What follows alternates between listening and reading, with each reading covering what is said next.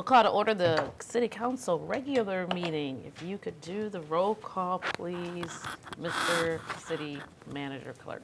Councilmember Jennings. Present. Councilmember Hammond. Present. Mayor Pro Tem Cantor. Here. Councilmember Barksdale. Present. Mayor Garrett. Present.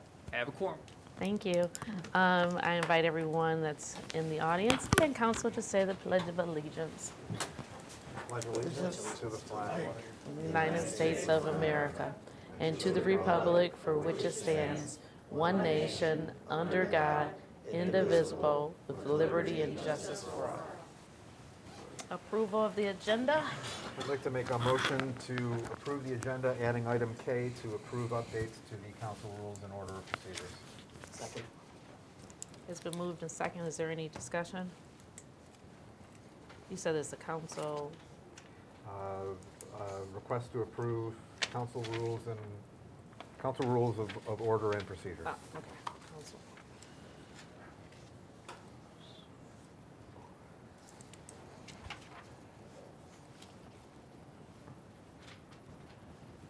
Any other discussion? Hearing none, roll call, please.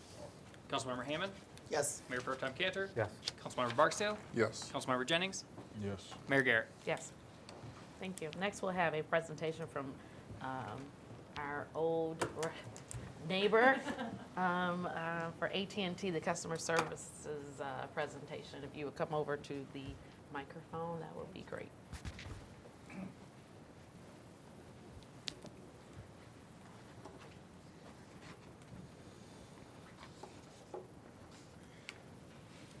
Hi, my name's Courtney Wooten. I see some familiar faces. Formerly a resident of Lathrup Village for 15 years. And I'm here today as an employee of AT&T. Having been with AT&T for 20 years, my role has changed a lot, and I do quite a bit of work with community outreach. Several years ago, the City of Berkeley Council came to me asking that not only AT&T, but that all utilities and all service providers have a consistent, dedicated local point of contact. I sat around and thought about that and didn't see any other company step up to provide those services.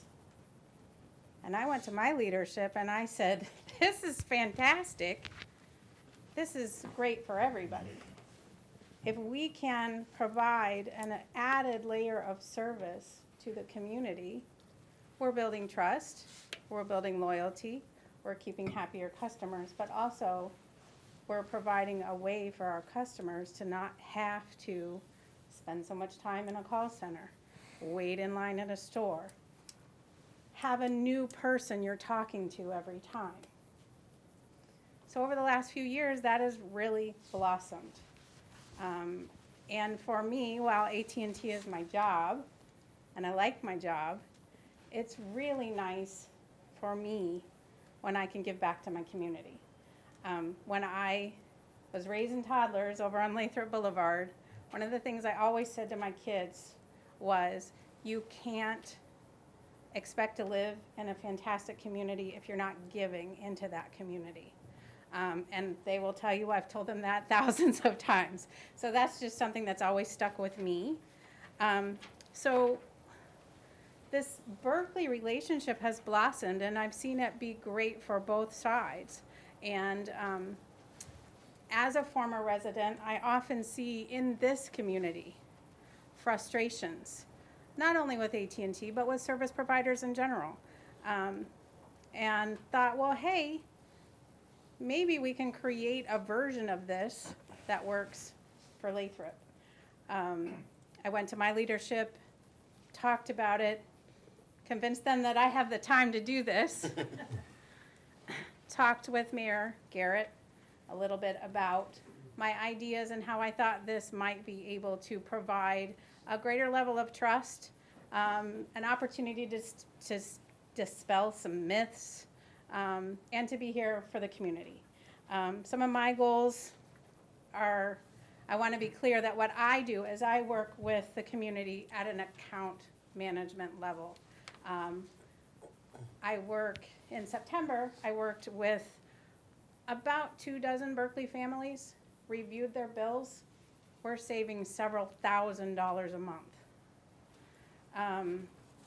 Some other things I like to do for the community is reduce your need to work with third-party retailers.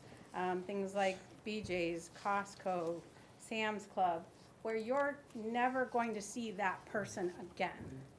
I think it works well for AT&T as well as the consumers when you have a consistent person to work with that's familiar with your situation, that's not just going to dash and then you'll never see them again.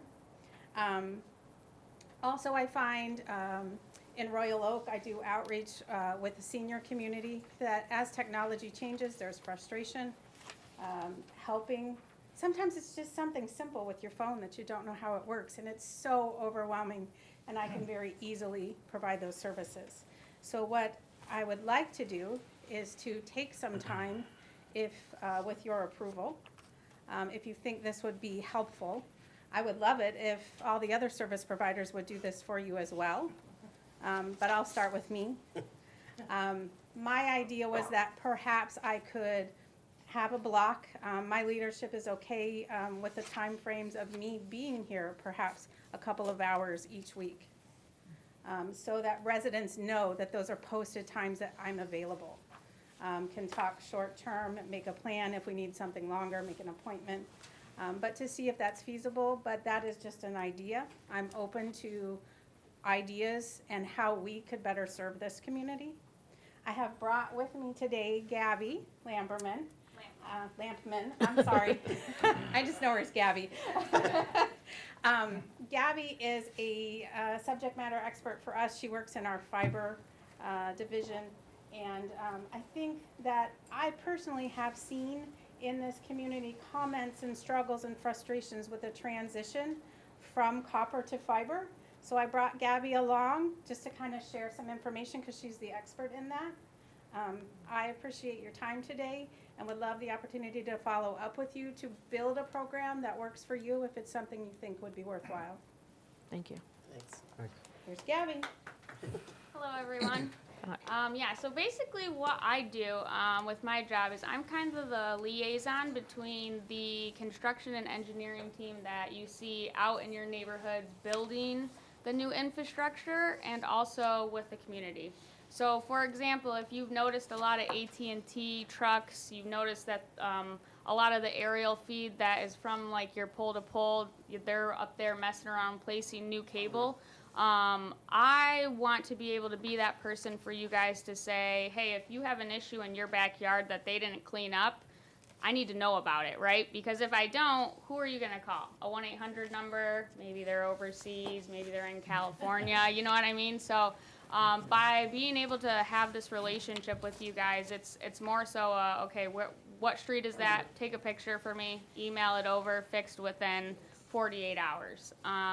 Another thing that I've noticed too is some people are resistant to getting onto the new network just because of it's a knowledge gap. So just a couple of benefits of going from our old copper services to our new fiber internet services is if you are an existing AT&T internet customer and you're on our old copper network, more than likely you're paying more for a lower speed.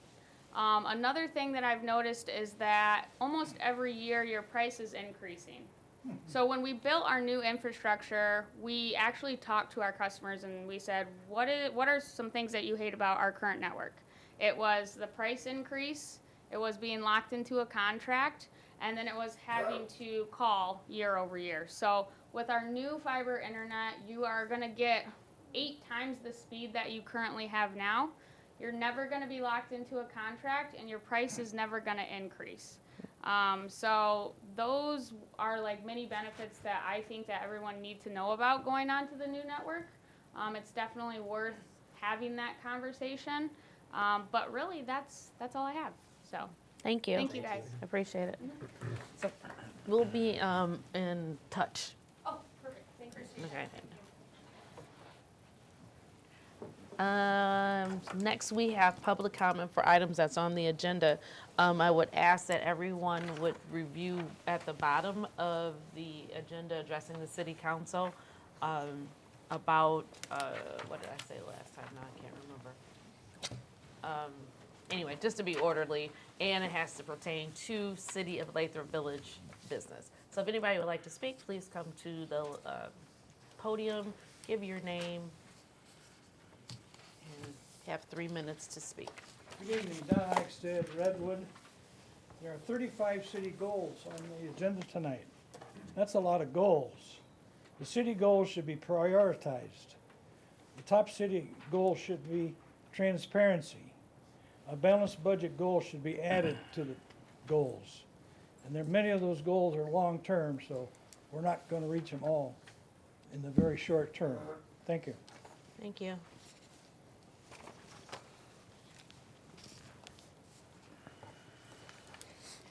Hi, I'm Robin Roberts. I live on Lathrup Boulevard, and I'm here today. Can you speak into the microphone? sorry. Thank you. That's Okay. okay.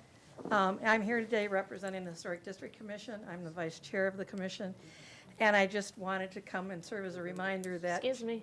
Thank you. that changes made in the area on the lot of City Hall are subject to review by the Historic District Commission, and I know we haven't been functioning very much lately, but I think it's important that we get back into being a step in the process, or at least making you all aware of that step in the process. So that's why I came to speak tonight. Thank you. Anyone else?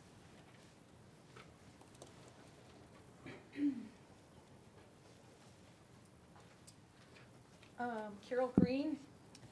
Couple things on the room rental that you're going to be voting on later on. I noticed, or at least I didn't see it if it's still there.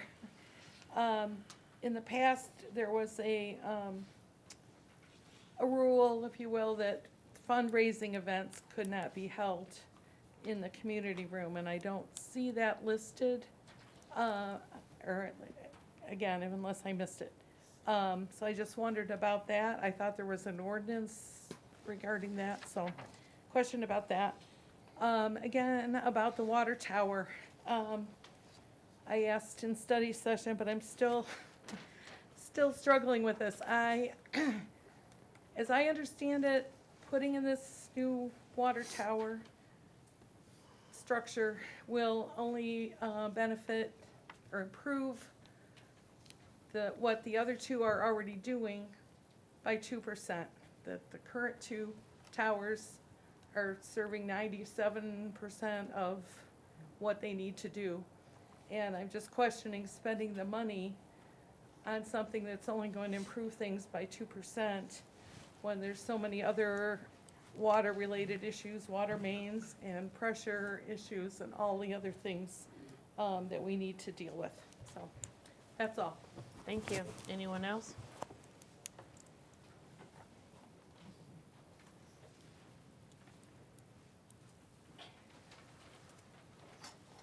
Hi, I'm Jonathan Terra. I live at 27605 California Drive. This is the same issue. I would just urge the council to table the decision on the water system antenna tower for further review.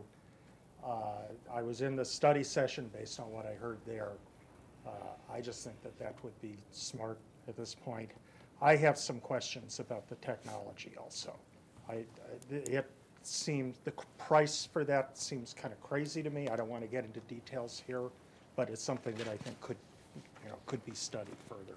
Thank you. Thank you. Anyone else?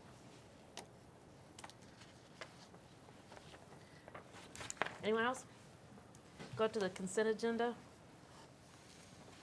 I'll make a motion to approve the consent agenda. Second. It's been moved in second. Roll call, please. Mayor Pro Tem Cantor, Yes. Councilmember Barksdale, Yes. Councilmember Jennings, Yes. Councilmember Hammond, Yes. Mayor Garrett. Yes. Thank you. There's no public hearing, so we'll go right into our action requests. First up for consideration of approval, request to adopt a resolution 2024-02 supporting statutory revenue sharing reform.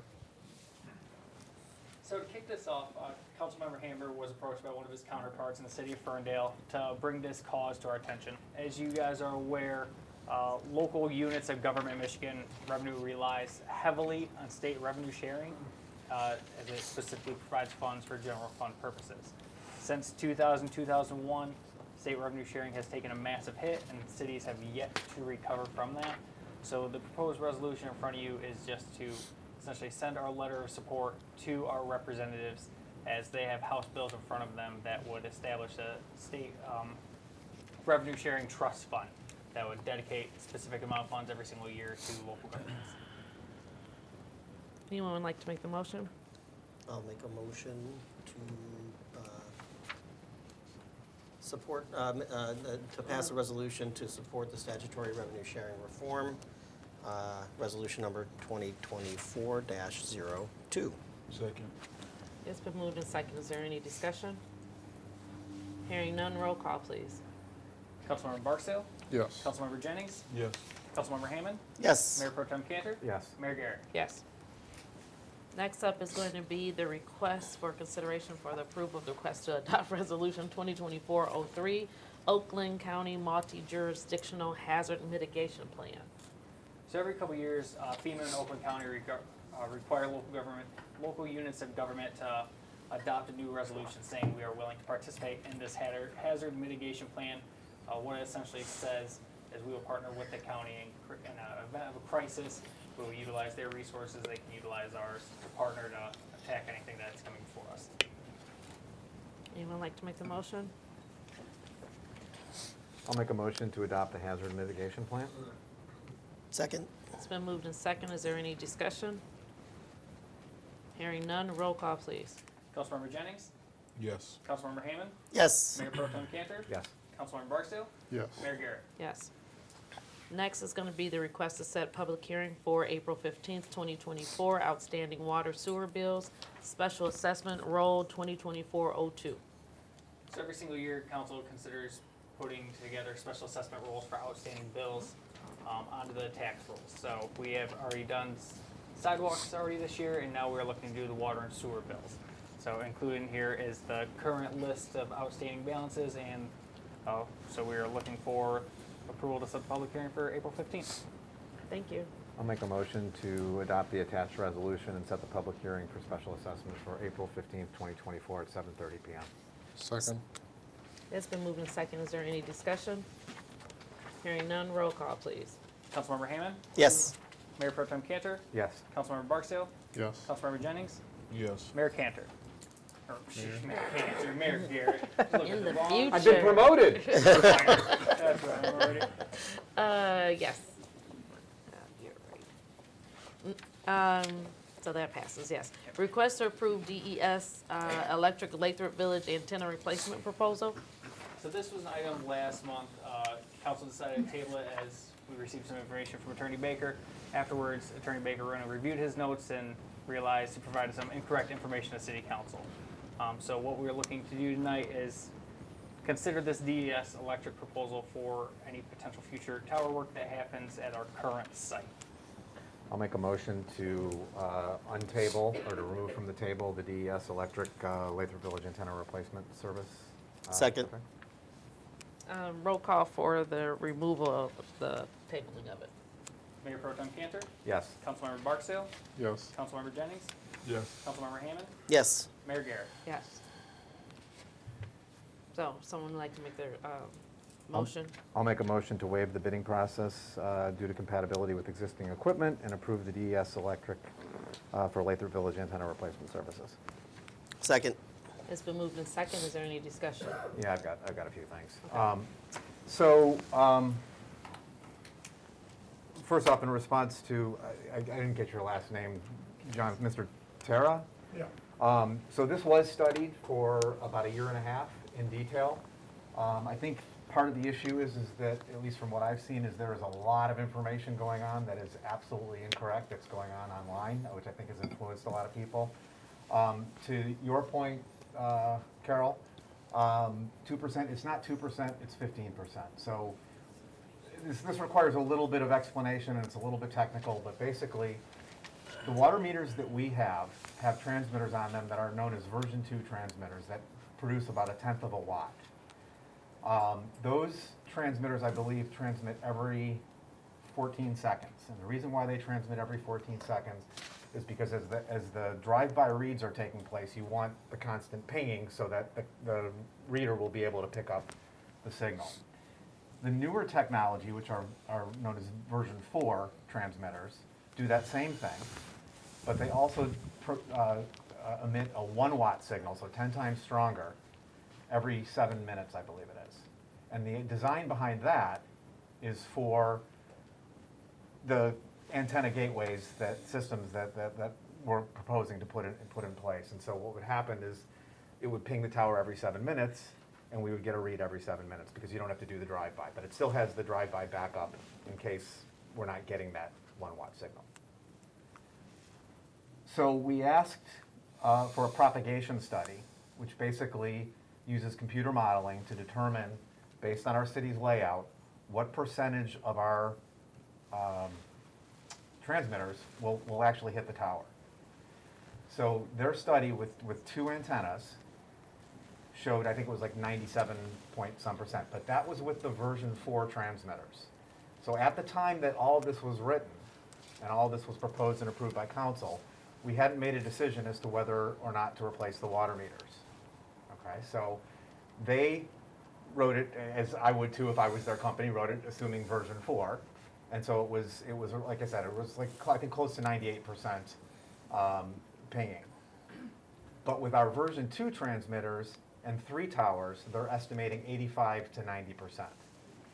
So that's about 250 homes in the worst case scenario, which means that we would have to do drive-by reads for 250 homes. So that one, so with getting ahead of myself. So the idea is with the 3rd antenna, we're going to pick up a lot more of those version 2 transmitters, which we all have, than we would if we had 2 antennas. If we had 2 antennas, I don't know what the percentage would be, but it would drop well below 85%, the worst case scenario, in which case we'd have a lot more drive-bys to do. And part of the savings, the significant savings associated with this project, which is roughly about, it can be, depending on various factors, can be up to about $27,000 per year, is the elimination of the drive-by reads. So that 3rd antenna is going to ensure that we get up to the 85 to 90% level. Okay, so that's the 2% is inaccurate. The 2% is when you're talking about with the V4s. If we had 2 antennas, we were at like 97%. If we had 3 antennas, it was 99-point-something. So you're right, and if that were the case, it would be a question as to whether or not we put that 3rd antenna in place. But because we have the version 2 transmitters, that 3rd tower is necessary. Okay. Does that make sense? It's a little bit technical, but so that's the story behind that. So there's a motion on the floor. Is there anybody else? I just want to make a point that doing a project like this is an investment in the city's future. It's not nothing, but it's also not a $100,000 project. It's a $10,000 project to build this tower. And it provides a mechanism for the city to continue to get additional value out of that investment when infrastructure is improved in the future. And the city has a history of neglecting its infrastructure. And so I think it's a good idea to do what we can to future set ourselves for things that are going to happen down the line. Thank you. Anyone else? Madam Mayor, did you want me to address the interplay with the Historic District Commission? Oh, yes, thank you. I'm sorry. Yep. So this is a, kind of take a step back. Ms. Robbins did indicate, and she's accurate, that the City Hall is contained within the city's historic district, is one of the city's registered historic districts. And the Historic District Commission does have the ability to, or has been tasked with the ability to review external improvements to structures located in that district. So that being said, our historic district commission needs to be reviewed. There's some vacancies on the board. There haven't been appointments to that since 2022. And we're not even certain. There's a number of members that are no longer in the city for a number of different reasons. So that being said, there is also this it's a strange interplay with the city's ability of what's considered governmental immunity, but the city can't be restricting its ability to develop land based upon its own land regulation ordinances. Now that's a accepted principle, Court of Appeals opinion. It typically applies to zoning ordinances and not historical district commission. So with that being said, and this is something that we discussed in the study session, but just for the benefit of the residents tuning in, my recommendation to the council is that we simultaneously work to publish and fully staff the Historic District Commission, as well as submit this for their review and consideration. While ultimately, I don't know that their approval is requisite for council to move forward with this, because if they were to issue an unfavorable opinion, then city administration could appeal to the city council for review of that decision. So I think ultimately the city council is the final deciding body for this issue, but I think it is wise for the council to defer to the experts in this area for their consideration. Thank you. Anything else? Yes. I know I am a little newer to this specific project, but I've gotten a lot of emails about a dislike of the height of the pole, amongst many others, but that was a common one that I understood. And I'm sure I'll be corrected if wrong, but from my understanding, there is a pole that already exists that we'd be changing out a little bit, but I know before I did a little bit more research and asked some questions, I was thinking a brand new pole will be being put up. But from my understanding, there's a pole that already exists. We're going to be adding something to the top of it, and I believe changing the structure of the pole, but that helped me out a little. Thank you. So are we including the historic district into the recommended motion, or is it just? No, so it's actually two separate things. Okay. So this motion would be to approve the contract for the electrical contractor that would actually perform the work. The request, because the city administrator is the one responsible for the maintenance upgrades to the building, that request would come from city administration to the historic district for review. Okay. Typically, the city doesn't, they don't get any of their own permits or pull any of their own permits. They are required to comply with all trade codes, building code, electrical code, mechanical code, but in terms of like a site plan approval, the city wouldn't go through that on its own. So that's why my recommendation is to kind of do both simultaneously. Okay. Thank you. Anything else? Any other questions? So are we stating that while we were approving this, we could be approving this project, the motion is on the table to approve the project, that the city administrator would engage the Historic District Commission for review of the plan before starting the project? It's simultaneously where we also have to make sure that the historical district is Correct, yeah. is It needs appropriate members on the body. Yes. That's right. And that they need to hold their annual meeting, so they have some issues that they need to address prior to them being able to address this issue. But I think both of those can be done simultaneously. Yeah, so I can update my motions to add to it and to recommend that the city administration work with the HDC for approval, for HDC approval. Second the amendment. Any other comments? Hearing no, roll call, please. Councilmember Jennings, Yes. Councilmember Hammond, Yes. Mayor Pro Tem Cantor. Yes. Councilmember Barksdale, Yes. Mayor Garrett. Yes. That passes. Next is for consideration and approval, request to approve dispatch services contract with the city of Southfield. So while beginning our review of city contracts, we noticed that the city does not currently have an active contract for dispatch services with the city of Southfield like we have in the past. City council talked about this roughly June 23 when they approved a fire protection services contract with the city of Southfield. However, we cannot find an official record of a dispatch service contract being approved. So what we're looking for tonight is to approve entering into a dispatch services agreement with the city of Southfield, so we have official documents showing this. for terms ending June 30th, 25, which could be extended for an additional 1 year for June 30th, 26, with a 5% increase each year. The terms that lines up with our fire protection agreement, and the 5% is something that's already kind of on the books with the city of Southfield. It's something we budgeted for this year, and that we were aware of was going to hit next year as well, and that's what the city of Southfield's expecting as well. Thank you. Who wants to make the motion? I'll make a motion to approve entering into a dispatch services agreement with the city of Southfield for terms ending June 30th, 2025, which could be extended for an additional 1 year through June 30th, 2026, with a 5% cost increase each year, and authorize the city administrator and city attorney to finalize. Is there a Second. Second. Second. Is there any discussion? Hearing none, roll call, please. Councilmember Hammond? Yes. Mayor Pro Tem Cantor? Yes. Councilmember Barksdale? Yes. Councilmember Jennings? Yes. Mayor Garrett? Yes. Next, we have the request to approve Charge EV LLC charging station agreement. Glasses back on. So through the dealer community charging program, General Motors and their dealers are expanding charging access in communities. So what they have done, they have partnered with State Electric and Charge EV to take on this work.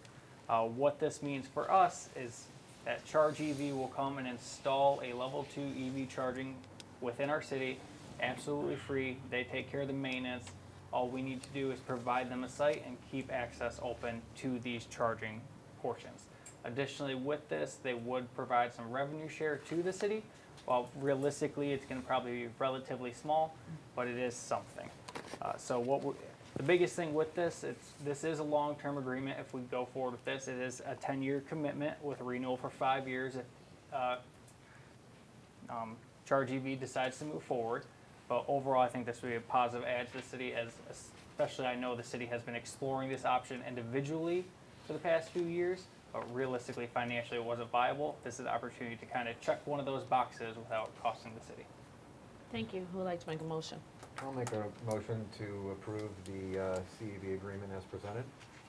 Is there a second? Second. It's been moved and second. Is there any discussion? Hearing none, roll call, please. Mayor Pro Tem Cantor? Yes. Councilmember Barksdale? Yes. Councilmember Jennings? Yes. Councilmember Hammond? Yes. Mayor Garrett? Yes.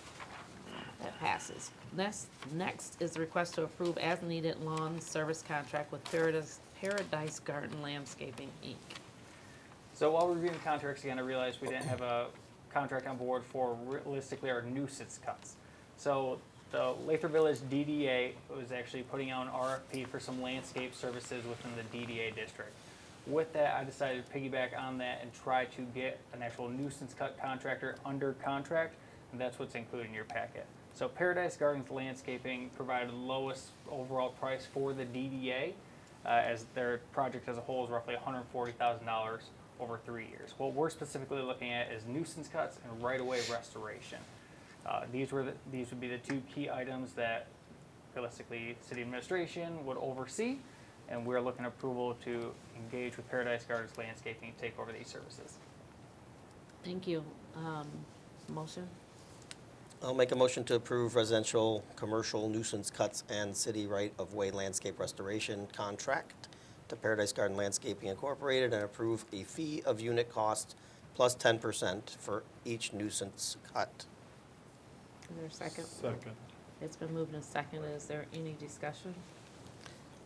I asked during the study session about the bidding process. So this was put out to RFP. Bids were received from multiple respondents, and this is definitely cumulatively with the DDA project the best option, or the most cost affordable option for the city. And it's a gap that we need to fill. So again, I think it's a good investment in making sure our city continues to look nice. Anyone So else? the bid, that's just, so the overall number is going to the DDA? The majority of it, yeah. Okay. So the way they do their bid, for example, like the very last thing, landscape restoration, they show a price of $4,200. That's just included in total bid, but that's just a unit price. So a lot of their aspects in this is just unit pricing. So the DDA is going to absorb the majority of this, Okay. and it was approved by the DDA last year. Where does the rest come from? The city. So the majority of this project is all within the DDA right away. So Okay. pretty much nuisance cuts and landscape restoration are the things that will most likely go outside of the DDA. Okay. Any further discussion? Hearing none, roll call, please. Councilmember Jennings, Yes. Councilmember Hammond, Yes. Mayor Pro Tem Cantor, Yes. Councilmember Barksdale, Yes. Mayor Garrett. Yes. Thank you, that passes. Next, we have the request to approve fiscal year 2025 city council goals. So over the past couple months, we've been kind of going over these council goals for council approval for their next year. So this is the accumulation of those discussions. So we're just looking for formal approval so we can have it on the books. Thank you. Who would like to make a I'll make a motion to approve the City of Lathrop Village goals and performance measures for fiscal year 2024-2025. Second. It's been moved and seconded. Is there any discussion? I'm glad. Oh, I was gonna ask, when is our goal to review the goals and see, do we feel like they were met? We have to do a performance review. Is that a when goal we achievement plan on review. doing it with this performance review, or? I didn't hear what you read. Are you referring to his, They're- like, they're the two- city council- administrator's performance Yeah. goals, right? Mhm. These are Right. goals for us. I know, but I'm saying, are we gonna evaluate them at any point in time and say like, we accomplished these, Well, I or think we they're have to getting set there? them, set them So, first. you mean just for the city administrator?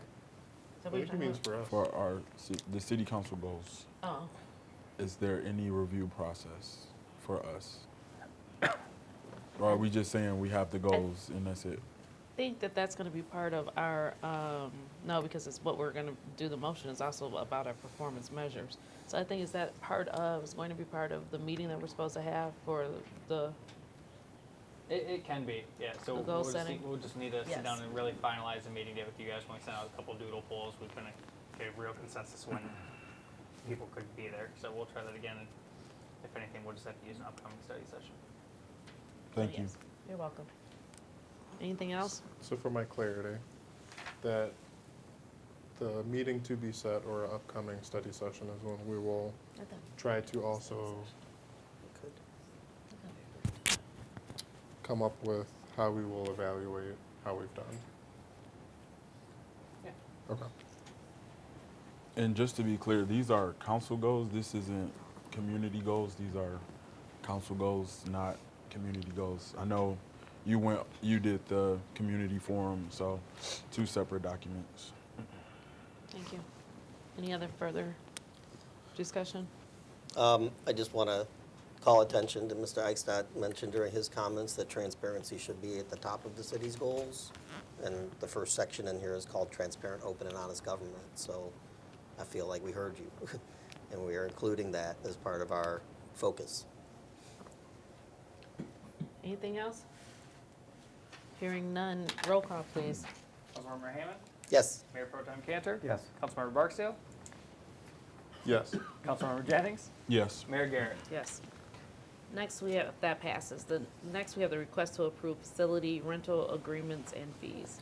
So similar, we've been discussing this over the past couple months. So this is the accumulation of those discussions to update this document and make it clear how the facility rental agreements are going to work going forward. So we've made a few changes over this, including adding specific section that calls out partnership agreements or ways 501c3 could seek a discount. We also included a template for application for that 501c3 in here. Additionally, we are requesting to update some fees based off comparisons with neighboring communities and private event spaces nearby, and to reflect the current cost that it takes to run the community center. Thank you. I'll make a motion to approve the facility rental application and recommended fees as presented. Second. Third. It's been moved and second. Is there any discussion? Yeah, Mike, could you, sorry to do this to you again, but could you again talk about the Partnership agreement. partnership agreements, just so it's on camera so that people can, because I know there's a lot of interest in this. Absolutely. So private organizations can enter into a partnership agreement with the city for the use of our facilities. So the way it's essentially going to work is if a private entity wants to enter a partnership, they can come to me and have an initial discussion. From there, they are going to make their pitch of what they are looking for from the city, room use, staff assistance, etc. And then from there, they're gonna also have a discussion of what benefit does the city receive in return for them utilizing our space, for whether it's free or a discounted rate, or whatever decision we come to. And that could be anything from financial contributions or volunteer hours, or whatever we come to mind. After that, I'll turn it over to City Attorney Baker to make sure everything is kosher with our rules. And then after that review is finalized, we'll bring it forward to City Council for formal discussion and decision.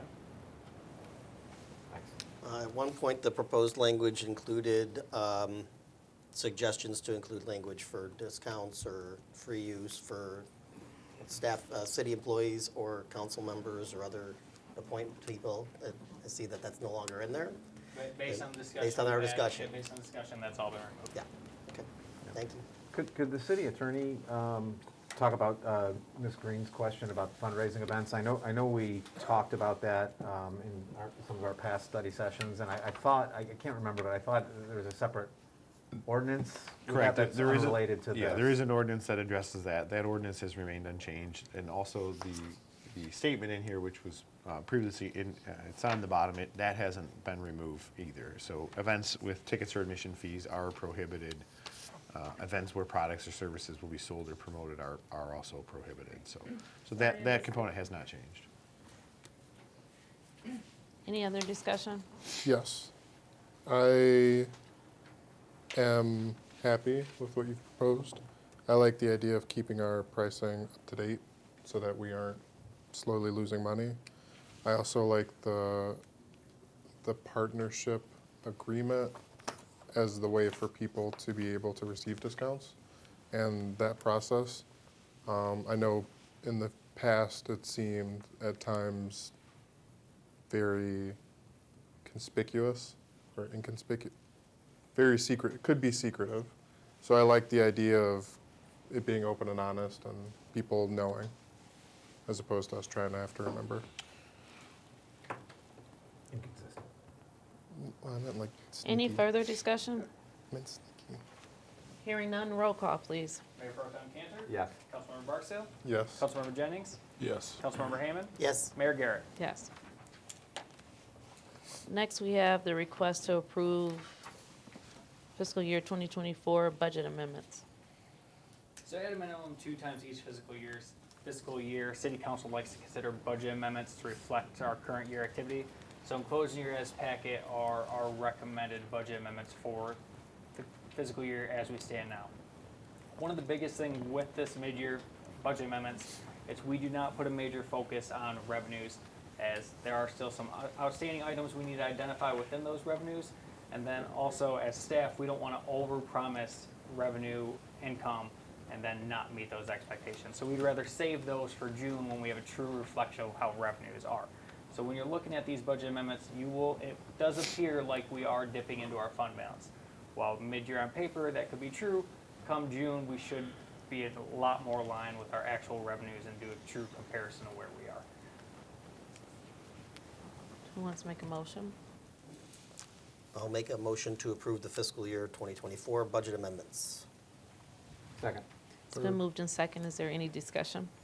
I'll just add on to what Mike said about the revenue side. You know, the budget amendments, there are also no budget amendments included on the revenue side for a lot of the reimbursable infrastructure revenue that we talked about at the last meeting, because a lot of that yet has been determined as to what's going to come in fiscal year 24 versus fiscal year 25. So I think that was in the neighborhood of around $380,000. So. Any other further discussion? Hearing none, roll call, please. Councilmember Barksdale? Yes. Councilmember Jennings? Yes. Councilmember Hammond? Yes, Mayor Pro Tem Cantor? Yes. Mayor Garrett? Yes. That passes. Next, we'll have the request to approve the council rules of order and procedure that was presented during the study session. I can address this one if you like. So this is in response to a request from council last month to prepare an amendment to the council rules of order and procedure, specifically relating to public comment and videotaping of public meetings. So what you have before you is an update to that existing ordinance, existing resolution, standing resolution. I've added some definition sections to just clearly define what breach of the peace, out of order, public meeting, public body. And then I included provisions in here as to addressing the public addressing the public body, what isn't considered to be out of order, and then the procedures that the mayor or the chairman of that public body would follow in order to bring someone back into an orderly fashion. Additionally, there was an added section with respect to video recordings. Now, these in no way limit or infringe on an individual's right to videotape or broadcast a public meeting, but it just establishes some simple rules that hopefully can maintain an orderly meeting and not cause any disruption. So specifically with respect to the audio videoing, there can't be any artificial light shining, so no flash photography in the council chambers. Individuals that are choosing to record a meeting must remain stationary and seated while doing so. Individuals are prohibited from intentionally placing a recording device within a close proximity to another attendee without that individual's consent. And then lastly, individuals should not utilize a recording device to intentionally frighten, intimidate, threaten, harass, or annoy any other person or to disrupt a public meeting. So, with that, all the other provisions of the council rules and procedures remain consistent with what was previously approved by this body in 2022. I'll make a motion to approve the updated resolution of council rules of order and procedures as they currently stand in the study session packet. Second. It's been moved and second. Is there any discussion? Hearing none, roll call, please. Councilmember Jennings, Yes. Councilmember Hammond, Yes. Mayor Pro Tem Cantor, Yeah. Councilmember Barksdale, Yes. Mayor Garrett. Yes. That passes. Next, we have city administrator report. So just a couple things. We do have some good news. So as council approved the finance director at one of our recent meetings, they officially started today. The plan will be to bring them to the next council meeting to do a formal introduction. But if you are in the office, feel free to swing on by. Also, we have extended an offer to a new code enforcement officer, and they have accepted. Their tentative start date is April 1st. And then some other good news, as council's aware, part of the fiscal year 24 congressional directed spending, we were awarded $959,000 via Congresswoman Tlaib for water main projects. While we still have a long ways to go in actually receiving that money and when that project takes place, it's absolutely fantastic news, and we're excited to move forward on some projects. Thank you. And city attorney? You're going to hear from our labor attorney, so nothing for me tonight. Okay. Reports of boards, commissions, and committees? Yes. The Parks and Rec Committee are hosting the Village Extravaganza this Saturday from 10 to 12. I don't recall if we have any more space for registration. I'm not sure. Hopefully we do. It was over 100 the last. Excuse me, sorry. Sorry. Hopefully we do, but please, if you already registered or can swing by secretly, come by and say hi and bring the children. It's a free event this year. We really want to get our name out there and start doing and promoting more Parks and Rec activities. That's it? Anyone else for? The Planning Commission is meeting tomorrow night. Our agenda is pretty slim. We have one item on the agenda, and it is the 2024-2029 capital improvements projects plan. So we'll be reviewing, we do this every year, and we update the plan. It looks out 5 years and is trying to take into account what we believe residents and business owners in the city would like to see in terms of improvements to the city. It also takes input from city staff. So it's a directional document that's managed by the Planning Commission and informs decisions that the City Council makes going forward. So if anybody is interested in providing input to that process, I encourage you to attend the meeting tomorrow night or submit a public comment online. Thank you. The tree committee will be meeting tomorrow at 4:30. It's in the meeting place? I believe so, at 4:30 for 1 hour. And we're supposed to, I guess, designate what the purpose of the tree committee is and also elect officers or figure out who wants to be an officer for the tree committee. Anything else? Nothing. Any unfinished or new business? Public comment. You are limited to 3 minutes. It has to pertain to the City of Lathrup Village business, and you want to state your name. Rick Wiz, just 2 points that might need some clarification. One about the transmitters for the water meters. The number 2, the version 2 is supposedly too weak to transmit fully. How much of a hassle is it to upgrade to the version 4? I mean, does that require a whole new meter or just the small transmitter? And what cost, and does it take a pro to do it, or can somebody unplug it and plug in the new one? The other question is, somebody's asking about the rental agreement. They got the impression that for the parks, if they wanted to have a touch football game, they had to rent the park. I was under the impression that the rental for the park is if you want exclusive use of the park, if you want to have your family reunion and you don't want anybody else there, that's what you rent it for. If you're just getting there with a bunch of people and goofing around or whatever, that doesn't count as rental. So that was my impression, but evidently somebody thinks you got to rent it to play the game. Thank you. Anyone else?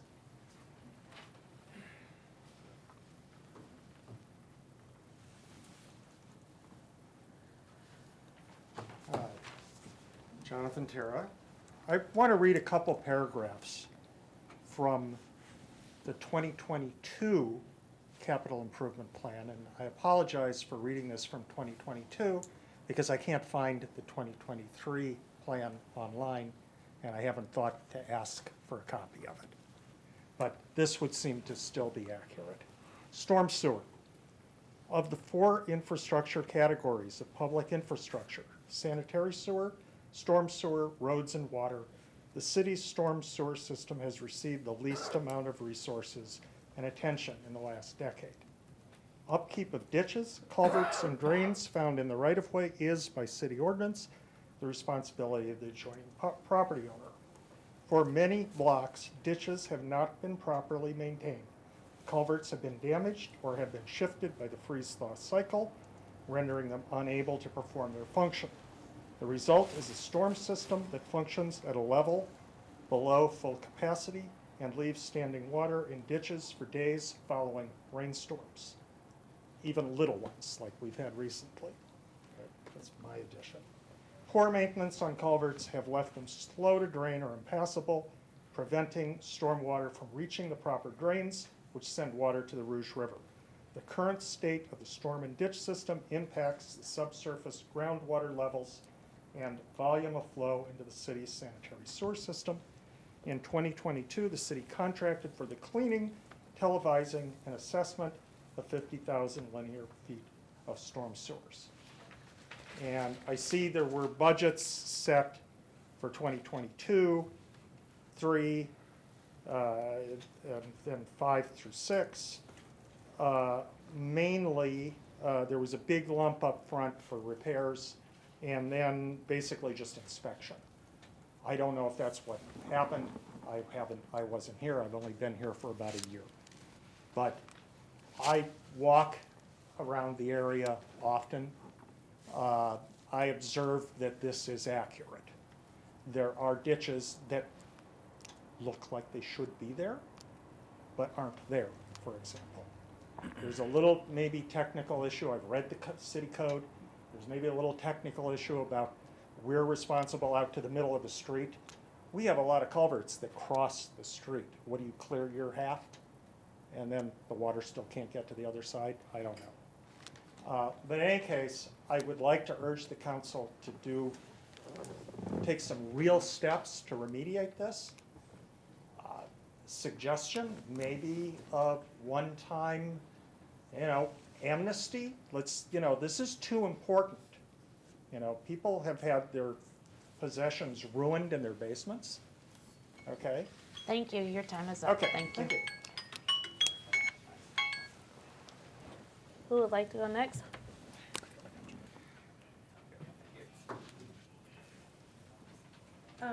Just a thought, and I could be totally off base again.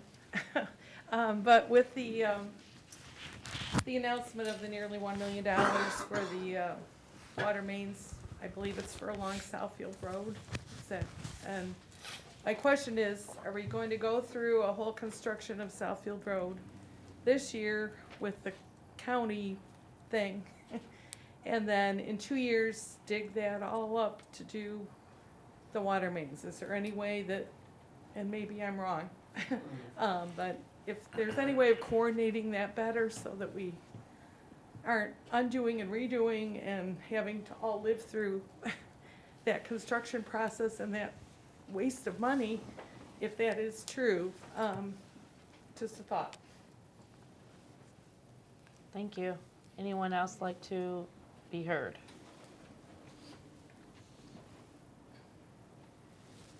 Hello, I'm Susanna, Rainbow Drive.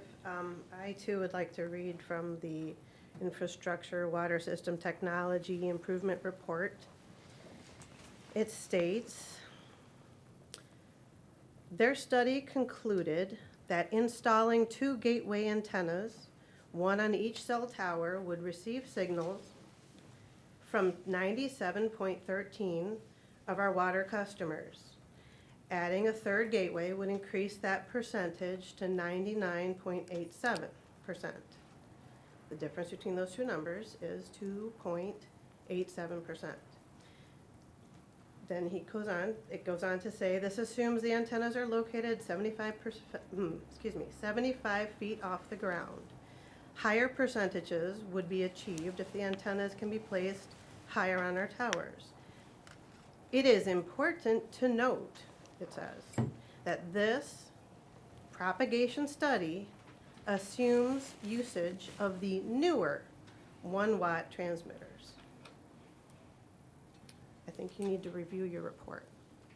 Thank you. Thank you. Is there anyone else that wants to be heard? Anyone? Hearing none, public comment is closed. Mayor and council comments. One, I do want to thank Congresswoman Tlaib for hearing us out last year when we gave all of our, we gave some of our plans that we wanted to do. It was me, the Mayor Pro Tem, and our then city administrator that met with Tlaib and her staff. So I'm really, really happy for the fact that this came through. This will be our first time receiving congressional discretionary spending for Lathrup ever. So My understanding, yes. yes. So Great. so I really want to say thank you for that, and that's it for me. It's you, unless there's somebody else who wants to go first. I've had it. Okay, well, I'll address some of the public comment, and then I have some council comments of my own. Rick, you asked about the V4 transmitters. Yes, they can. The transmitters can be updated independent of the water meters, so they don't require us to update our T10 water meters to the latest version. Off the top of my head, I think it was about $120 and for the transmitter, and I think $60 for the installation. The installation does have to be done by trained staff because it does require 2 people because they got to be inside and outside of the house at the same time. And in fact, this is when I kind of got tongue-tied when I was talking a little bit earlier. I started to go down a different path, and that's the path that you're asking about. So with our V2 transmitters, you know, as I mentioned, we're estimating with the 3 antennas 85 to 90% coverage. So we have 2 options at that point for that 10 to 15%. We could continue to do drive-by reads, which would require resources and would reduce the amount of savings that we get with each water billing cycle. Or the alternative is we could upgrade the transmitters on those particular meters so that they have the V4 transmitters that are transmitting at the 1 watt so that we would get the signal. So that is a possibility. Yeah, I'm going to ask, can I ask him a question? Okay. Is it Tara? Can you spell your last name? Yeah, TAR. T-A-R, okay, so Mr. Tara. So, yeah, I was familiar with what you read because I wrote it. Yeah, the ditch system is a problem. In our proposal in 2019 that we put on the millage, we included in that proposal, which was a very expensive millage, I think it was before you were here, because you said you were here only here 2 years, that would have fixed all the roads and all the ditches. The residents turned that down, it was expensive. And so what we did with respect to the ditches is we made the decision as part of the next year's millage that did pass to do the 3-year road project that you probably have seen since you've been here, that the ditches associated with those roads would be reconditioned as necessary.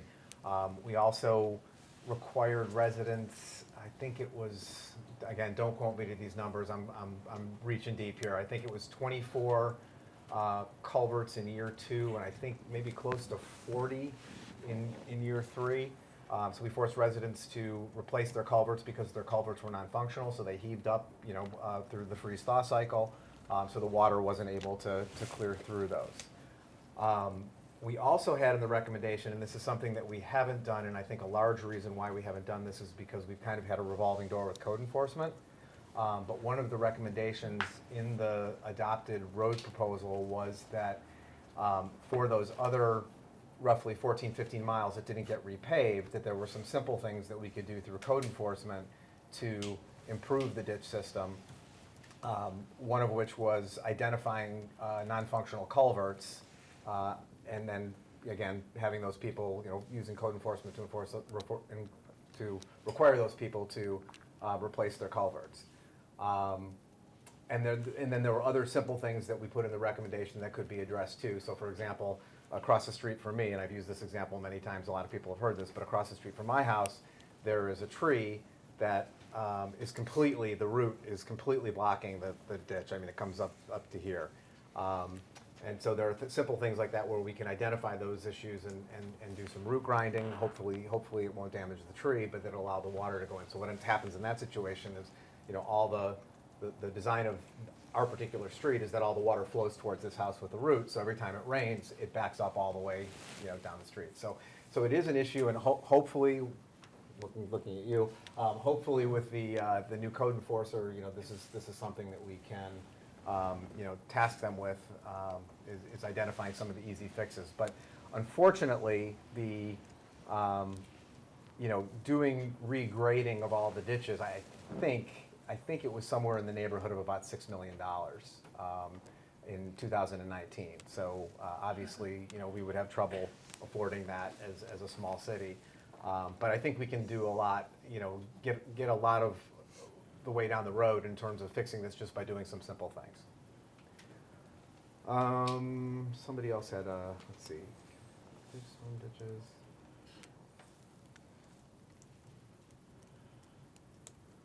No, I think that was If it. I can ask quickly, is there a written It's not a discussion, sorry. All right, so the remainder of my comments, so normally I do my comments off the cuff. I've actually written them tonight because I wanted to be very precise with my words. My comments come out of, I've received a lot of questions since the last council meeting about some of the financial issues with the city. So my comments are like this. I've received a lot of questions over the last few weeks about the new newsletter that has been delivered to the homes of Lathrup residents. Some residents have been confused, thinking this is an official city publication. Let me be crystal clear, it is not. The city does not write, publish, or sanction this newsletter, which you may have received. The only official newsletter from the city is the e-newsletter that's emailed to participating residents. This new newsletter is written by a disgruntled resident who has issues with most everything the city administration and the city council does. While it claims to be investigative journalism, it's anything but. It's completely subjective, one-sided, and the author makes no attempt to fully investigate their claims against the city. The truth is stretched, conspiracies are propagated, it's not news as it professes, it's more akin to a tabloid than anything else. In fact, many residents recently contacted me with questions after reading it because they sensed the author was attempting to influence them with falsehood, not fact. One resident actually told me, and this is a quote, their BS detector was going wild, so they wanted to get the real story. These residents asked me questions related to various statements in this recent newsletter, as well as the Facebook group run by this same author. I think it makes sense to share the responses to these resident inquiries with the greater public, who may also have been unduly influenced by this information. It was stated in the newsletter that the city lost track of over $500,000 and still does not know what happened. That's a completely false statement, 100% false. First, the sum in question is $420,000, not over $500,000, as was reported in the newsletter. Second, the city knows exactly what happened with that money, as every dollar of it was spent on planned projects that were approved by City Council to improve the city's infrastructure. No money went missing, and every dollar was reported publicly in monthly distribution reports. The actual issue, which was discussed in great detail at the last council meeting, was that necessary back-end inter-fund accounting transfers were not completed. These missing transfers were identified during the last independent financial audit and meant that some fund balances were incorrect. Once the corrections were applied, some city funds had a higher balance, some had a lower. But overall, the total balance of all funds maintained by the city did not change. The general fund was one of the funds that ended up with a lower balance, which was a huge surprise to council. This also meant that the city council was making decisions during the fiscal year of '23 without complete and accurate financial information, which was clearly, I think everybody would agree, is not ideal. Despite what this newsletter states, this was a huge, unwelcome surprise to all 5 council members, as none of us were aware that the transfers had not taken place. The newsletter questions this as a surprise and states that council should have known this because it receives monthly reports. While we do get monthly reports, none of these reports would alert anyone to missing interfund transfers. The reports council review show each of the project expenditures, which council reviewed and were correct. However, council doesn't see the back-end accounting detail, nor the journal entries for interfund transfers. So detecting these kinds of detail-oriented mistakes is exactly why we do an annual audit conducted by financial professionals.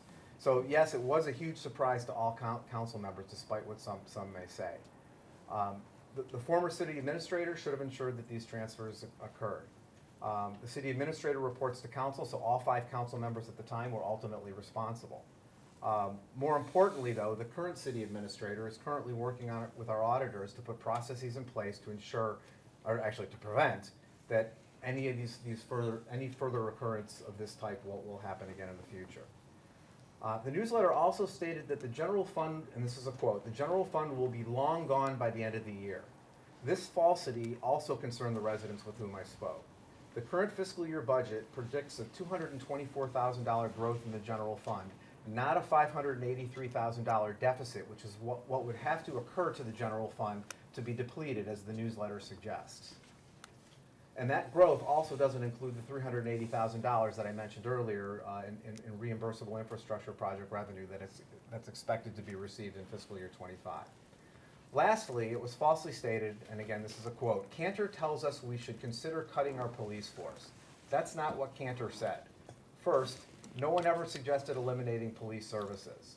What was discussed at the last council meeting was that a truly objective analysis of the city's expenses requires that the question of potential savings by outsourcing at least be asked, especially given that the police department consumes over 50% of the general fund budget. So, if you're unlucky enough to receive this newsletter, I recommend you take the claims it makes with a huge grain of salt. If you do read it, please do so with a healthy dose of skepticism. And if you have questions about it, feel free to contact anybody here on the dais.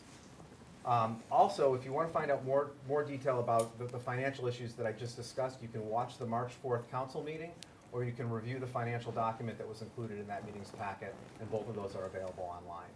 If you still have questions, and here comes a plug, you can come to my office hours this coming Wednesday. So Wednesday, I have my office hours from 4 to 6 p.m. In the upstairs conference room at City Hall. So this is your opportunity to have an individual conversation regarding any city-related topic that's on your mind. It could be what we just talked about. It could be an ordinance issue, an issue with your neighbor, code enforcement, a tax issue, anything that you want to talk about. You can feel free to come to the office hours. But please note that this is not a town hall meeting. The office hours are scheduled to give residents an opportunity to have a one-on-one conversation with their council person on a first-come, first-served basis. So I hope I'll see some of you there.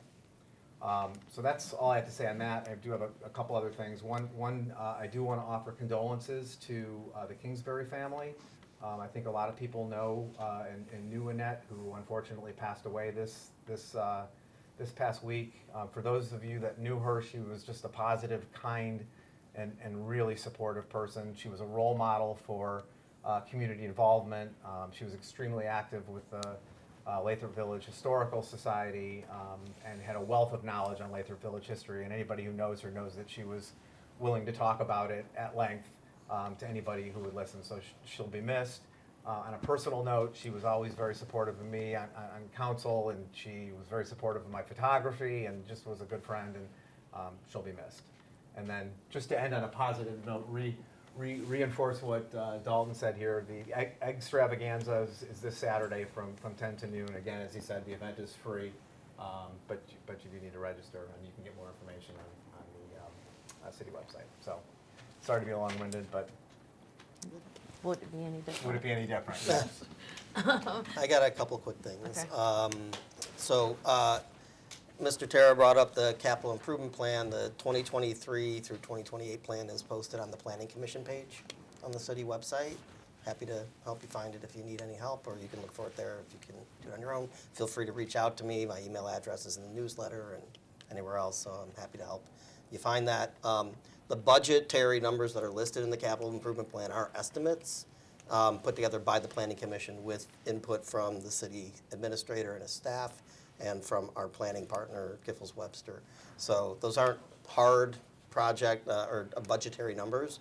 They're read by the city council, and the city council ultimately makes the decision about the amount of budget to assign to any of those given projects. So just take what you read in terms of money in the capital improvement plan with, it's not gospel. It's got to go through city council approval before it becomes actual spendable money on specific projects. For Mrs. Susanis, what you read, it actually supports that we have read that report. It very clearly states these numbers that are projected in the report are based on newer technology that the city does not own. So thanks for clearing that up for us, because we already knew that, and we read that in the report. And it was nice to have that called to our attention. And finally, Ms. Green, I think that's a great suggestion to try and coordinate the county projects with the city projects. And I'm sure that it's on the city administrator's radar to try and do exactly that. We don't control everything, but we do have some influence, and we will work hard to try and keep that on the radar and make that happen, so that, because I don't want to get disrupted any more than anybody else. It's hard enough to get to your home when the entire street of Southfield Road is torn up between 11 and 12 Mile Road. To have it happen twice in a couple of years will be challenging. So, thank you. Welcome. Is there anyone else, Dalton or Jayla? Yes. No comments. Mr. Terra, I know you had questions for Bruce. Ask him after.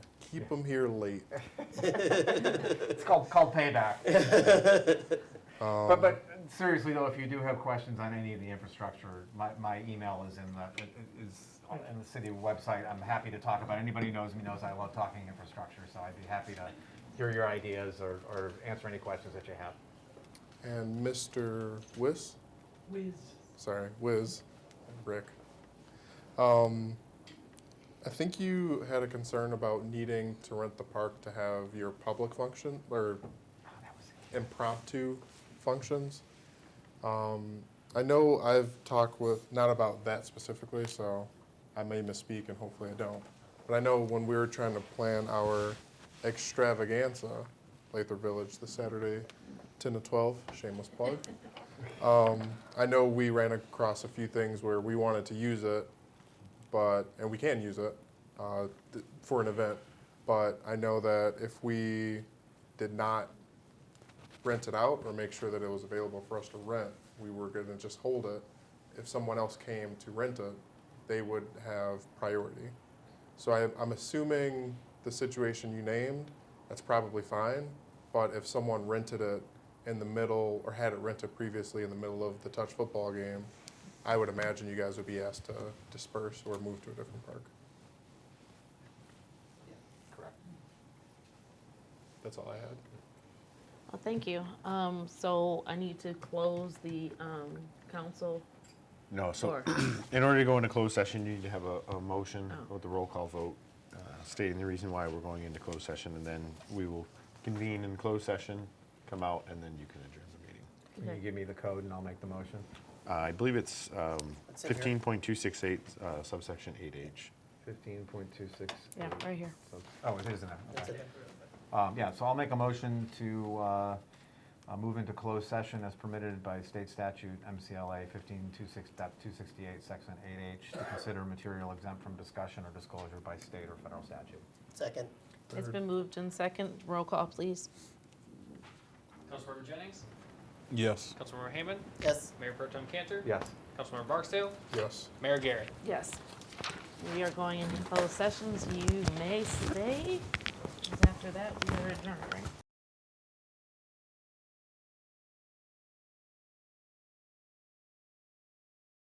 I'll make a motion to close the closed meeting and reopen the council meeting. Second. Third.